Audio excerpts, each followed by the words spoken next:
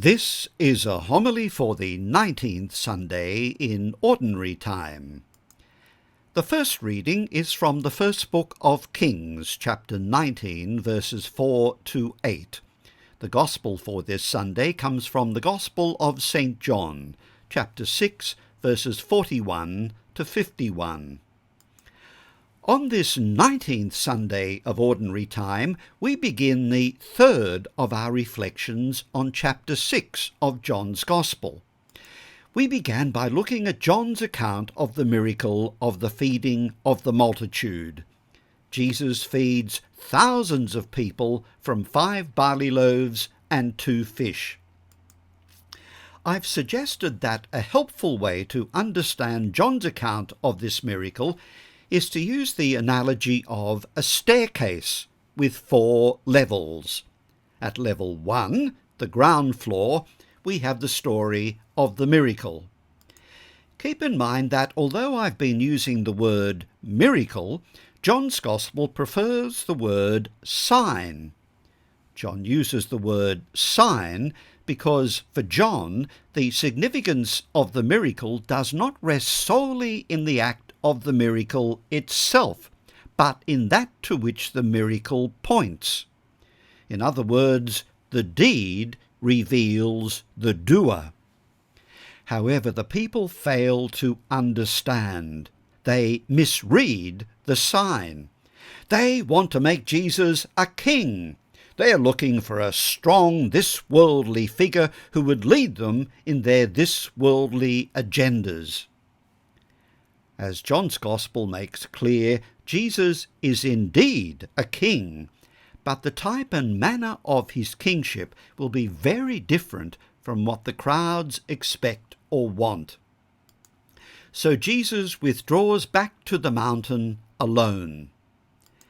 Meanwhile, it's getting late, and Jesus had not rejoined the disciples. They go down to the sea and set off by boat for Capernaum. A strong wind was blowing and the sea was getting rough. When they had rowed 4 or 5 kilometres, they saw Jesus walking on the sea and coming near the boat. They were afraid, but he said to them, "It is I, do not be afraid." They were glad to take him into the boat, and immediately it reached the shore. I'll come back to the significance of this episode in just a moment. The disciples reach Capernaum, which is the setting for the remainder of chapter 6. This photograph, taken from a boat on the lake, shows you the site of Capernaum as it is today. Matthew's Gospel tells us that Capernaum was Jesus' hometown. Here is an aerial photo of the site. The building at the left is a Franciscan friary. You can also see the remains of the ancient synagogue and a modern church built over the site of St. Peter's house. This aerial photo gives a better view of the synagogue and the church. The ancient village of Capernaum was abandoned a millennium ago. The modern church that you can see here was dedicated on June the 29th, 1990. In 1894, the Franciscan friars purchased this site from the Bedouins. It includes the ruins of the synagogue and a large area of ancient Capernaum. The friars conducted 19 seasons of excavations between 1968 and 1986. The photo on the right shows the site before the construction of the modern church, and also before a great deal of archaeological work had been done on the synagogue. When you compare the two photographs, you'll notice also that more of the ancient village has been excavated.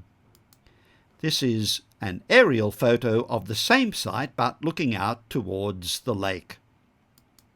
The photo on the left was taken before the construction of the modern church.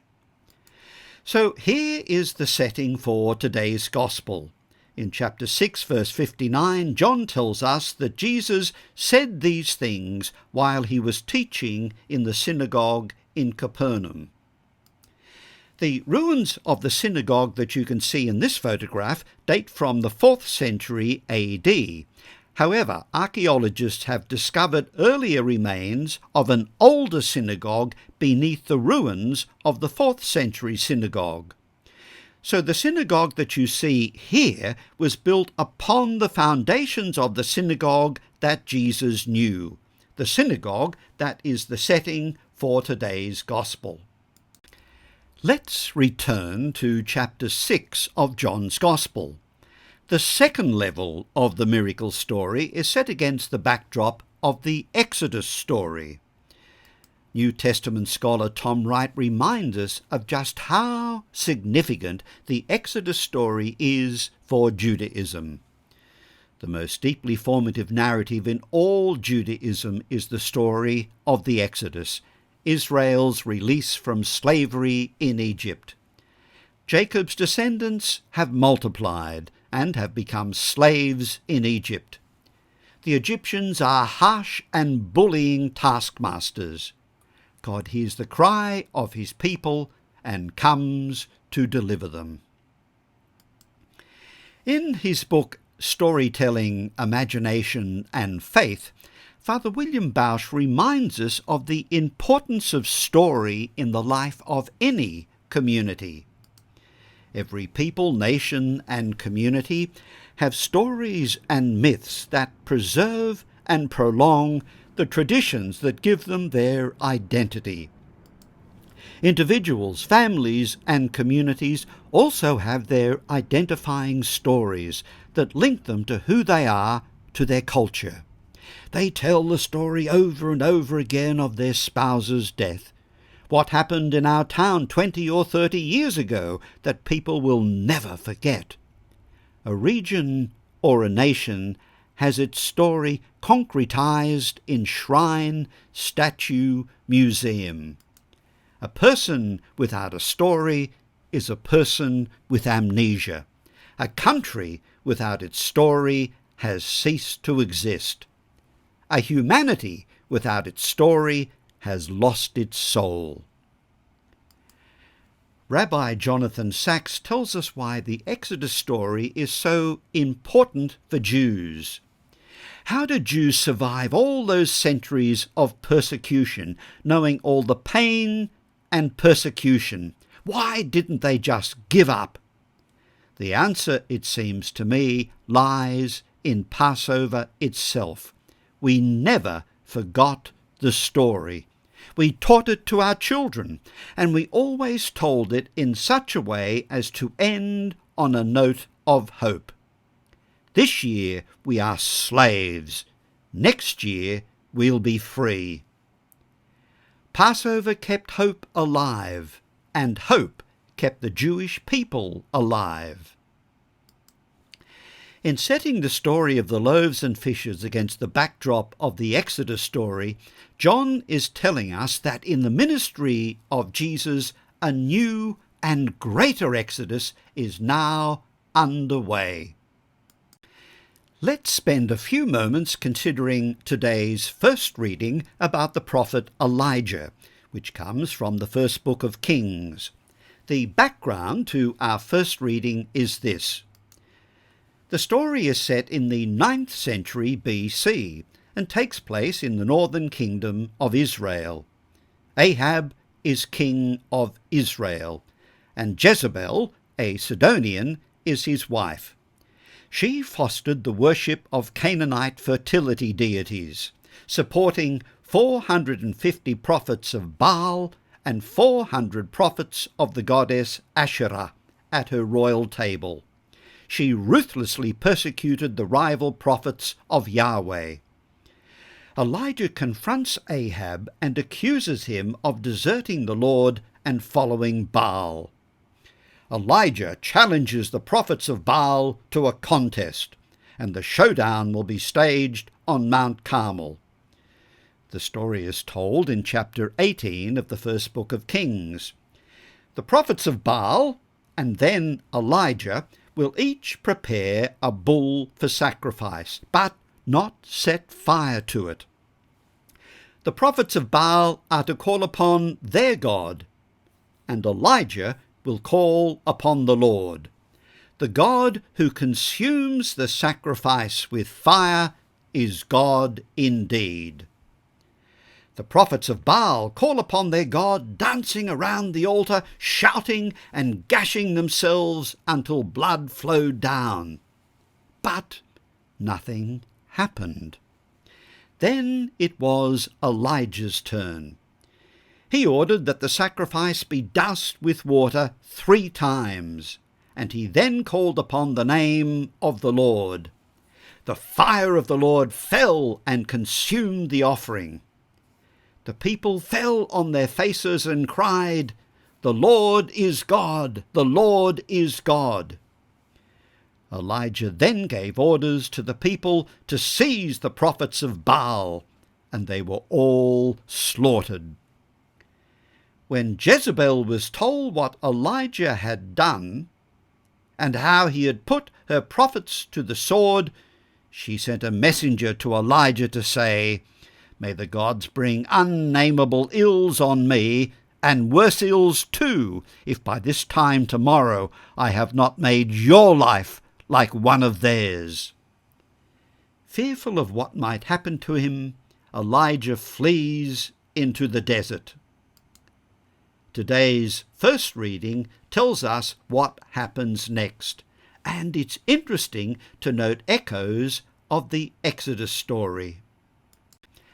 Moses and the Israelites and the prophet Elijah both flee a hostile power. The Israelites flee Egypt and the power of Pharaoh. Elijah flees from the wrath and vengeance of Jezebel. The Israelites wander in the desert for 40 years.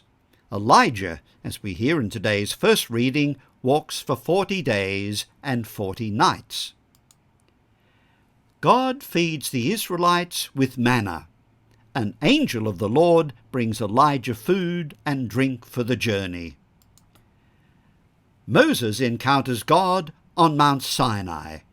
Elijah encounters God on the same mountain, although in the book of Kings it is named Mount Horeb. As you can see, there are very close parallels between the two stories. In the Synoptic Gospels, Moses and Elijah appear alongside Jesus on the mountain of Transfiguration. However, in Jesus we have someone greater than both Moses and Elijah, someone who is leading us on a new and greater exodus and satisfying our deepest longings and yearnings. So the Exodus provides the backdrop for level 2 of the story of the feeding of the multitude. The people say to Jesus, "Our fathers had manna to eat in the desert. As Scripture says, he gave them bread from heaven to eat." Jesus responds by telling the people that it was not Moses who gave you bread from heaven. It is my Father who gives you the bread from heaven, the true bread. They reply, "Sir, give us that bread always." Jesus then says, "I am the bread of life. Whoever comes to me will never be hungry. Whoever believes in me will never thirst." That brings us to level 3. We're no longer talking about manna. Manna satisfied a human hunger, but the people grew hungry again. Jesus satisfies a deeper kind of hunger. But what is the reaction of the people? We're told that they were murmuring about him because he said, "I am the bread that came down from heaven." The verb that John uses here is gongudzo, which means to murmur or grumble. It has the idea of smouldering discontent. It is the same Greek verb used in the Septuagint to describe the grumbling of the people during the Exodus. In Exodus chapter 16 verse 2, where this verb is used, the Israelites grumbled before receiving the manna. In today's gospel, however, the people murmur after receiving bread the previous day and after receiving an invitation to satisfy a far deeper hunger.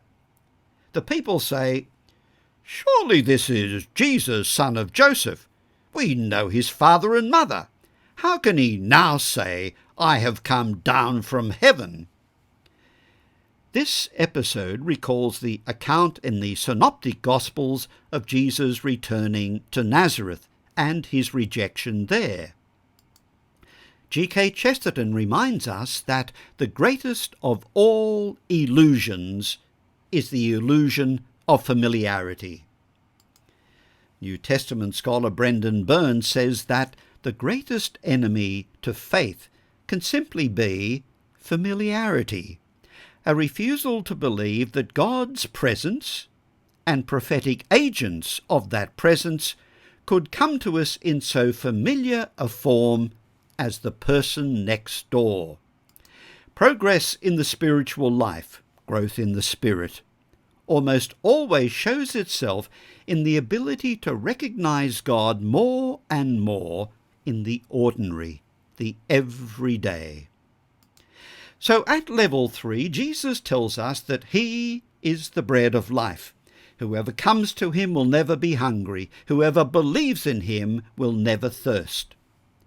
Because water and bread were primary necessities for life, it is not surprising that they here become metaphors for deeper human needs. Jesus is responding to the most basic question a human being can ask. What's it all about? Charlie Brown says to Linus, "I think I can understand your fear of libraries, Linus. Library fever is similar to other mental disturbances. You fear the library rooms because they are strange to you. You are out of place. All of us have certain areas in which we feel out of place." To which Linus replies, "Oh? In what area do you feel out of place, Charlie Brown?" Earth. What's it all about? Or what is the meaning of life? Viktor Frankl's 1946 book Man's Search for Meaning has sold over 16 million copies and been translated into 52 languages. It chronicles his experiences as a prisoner in Nazi concentration camps during World War II. It also described his psychotherapeutic method, which he calls logotherapy. Logotherapy involves identifying a purpose to each person's life. Frankl observed that those inmates who survived the concentration camp were able to hold on to a purpose in life. He says that the human search for meaning is a primary motivational force in each of us. Quoting the German philosopher Friedrich Nietzsche, he writes, "He who has a why to live for can bear with almost any how." In a recent podcast, Jordan Peterson discussed God, Marxism, and the fall of the West with Ayaan Hirsi Ali. Ayaan was born in Somalia in 1969. She fled Somalia to escape a forced marriage and arrived in the Netherlands in 1992. She now lives in the United States. She was a Muslim, then an atheist, and more recently she has embraced Christianity. Jordan Peterson asked her about her journey of faith. She said this, "I have had my own awakening that has had to do with mental breakdown, depression, anxiety, all of these things, the meaning and purpose of life, and not finding. I just couldn't find it. I didn't find it in the material world. I grew up in a childhood where there was very little, little of everything, little food, little water, no water. I mean, we didn't have running water. There were people who were poorer than us, but we were poor. Then I come to where there's plenty, and I find myself in my 40s and 50s surrounded by everything, materially, completely satiated, happily married, 2 children, everything that you would describe as giving meaning and purpose. And yet I was completely depressed and unhappy and terrified and all the rest of it. I was self-medicating with wine, with alcohol, and that was my go-to. That actually brought me to the brink of destruction, and I sought help. I'm going to see people whom I trust to be the professionals who will fix me and fix this need. And that didn't happen. They were good people, and I learned a lot about the human brain, the human psyche, and I respect, and I'm still a huge admirer of some of the people that I saw. But the one person who made a change was the one who said, "You're looking in the wrong places. What you're going through is spiritual bankruptcy."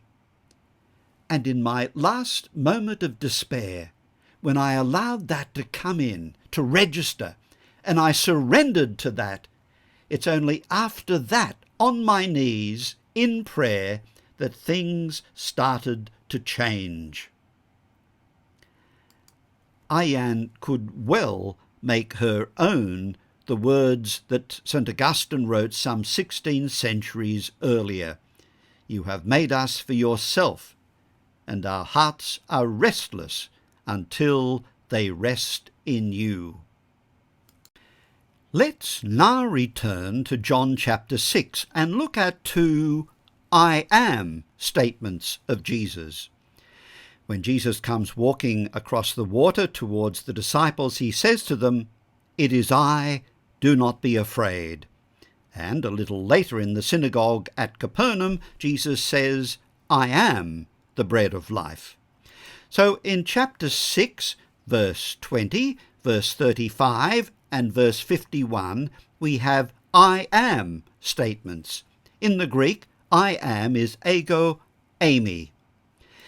Let's spend a few moments reflecting upon the importance of these "I am" statements in John's Gospel and what they're saying about Jesus. First, we have "I am" statements with a predicate and "I am" statements without a predicate. Let's look firstly at the statements with a predicate. These "I am" sayings with a predicate are a distinctive aspect of Jesus' self-revelation in John's Gospel. They not only describe who Jesus is, they also disclose what he does. The first of the "I am" statements has the predicate, the bread of life, and the living bread. In both cases, "I am" is, in Greek, ego eimi.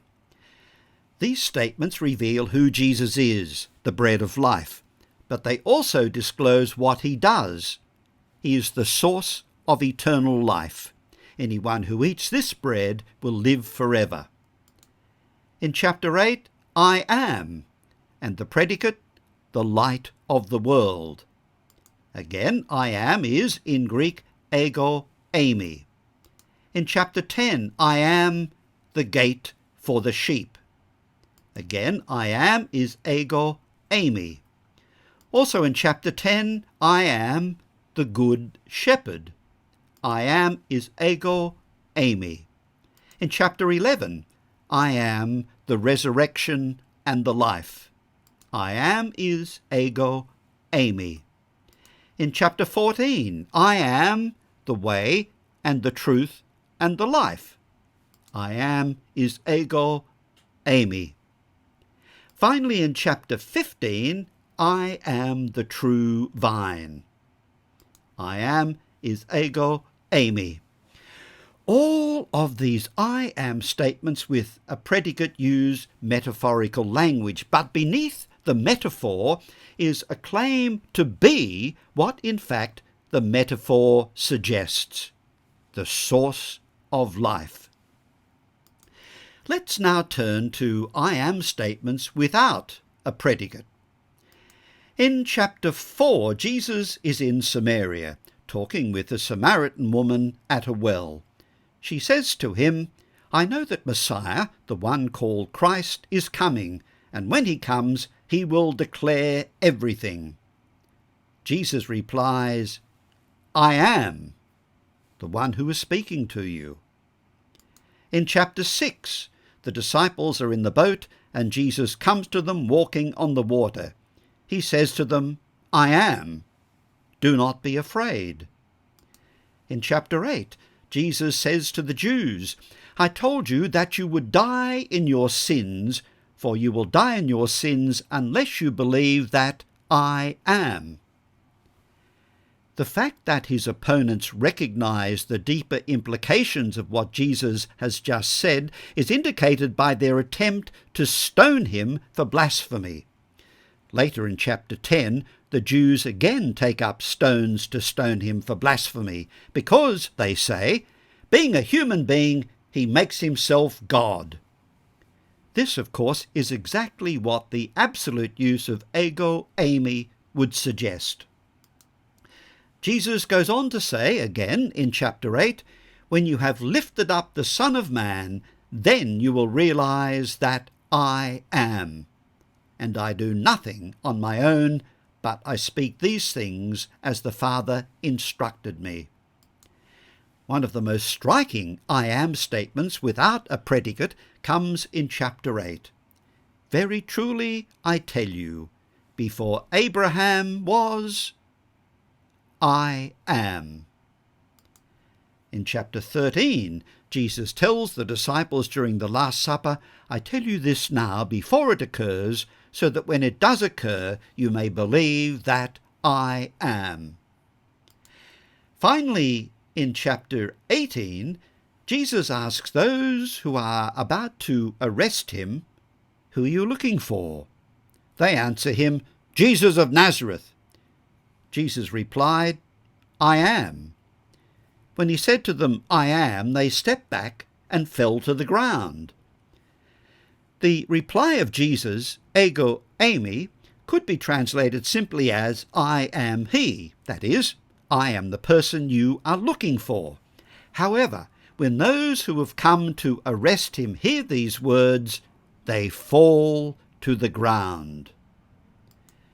To understand the significance of these I am statements, we need to go to the book of Exodus. Moses is tending the flock of his father-in-law Jethro when he sees a bush ablaze, but the bush was not being burnt up. As Moses goes to investigate, God calls to him from the bush. God tells Moses that he has seen the misery of his people and has come to rescue them from the hands of the Egyptians. "I will send you to Pharaoh, and you shall free my people, the Israelites, from Egypt." Moses then says, "When I come to the Israelites and say to them, 'The God of your fathers has sent me to you,' and they ask me, 'What is his name?' what shall I say to them?" God's reply in the Hebrew text is Ehir Asher Ehir, which can be translated into English as "I am who I am," or "I will be what I will be." The Septuagint, the Greek translation of the Hebrew Bible, renders this as ego eimi ha'on, "I am who I am." New Testament scholar Brant Petrie offers this explanation. In both the Hebrew and the Greek versions of this passage, I am, Hebrew, ehir, Greek, ego eimi, is a name. It is another name for the Lord, Hebrew, Yahweh, the God of the universe. Second, and equally important, this name reveals something important about the God of Moses. He is eternal. He has no beginning. He has no end. He simply is. This is the God who is appearing to Moses and speaking to him from the miraculous bush that burns but is not consumed. Just a quick aside. Ehia is the first person singular of the verb to be, which is I am. The name for God that most of us would be familiar with is Yahweh.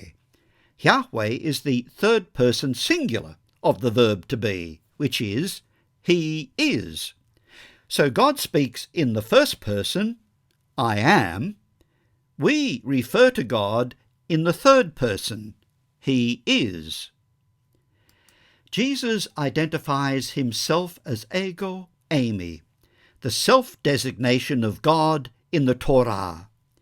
Here we find one of the strongest statements anywhere in the New Testament of the early Christian belief that Jesus was God manifested in the flesh. The I am statements in John's Gospel are a way of saying that God, who is transcendent, eternal, invisible, and almighty, has become immanent, temporal, visible, and vulnerable in the person and ministry of Jesus. At the conclusion of this Sunday's Gospel, we come to level 4. Jesus is the bread of life, but he says, the bread that he shall give is his flesh for the life of the world. We'll be reflecting on these words of Jesus and the reaction to them over the next 2 Sundays.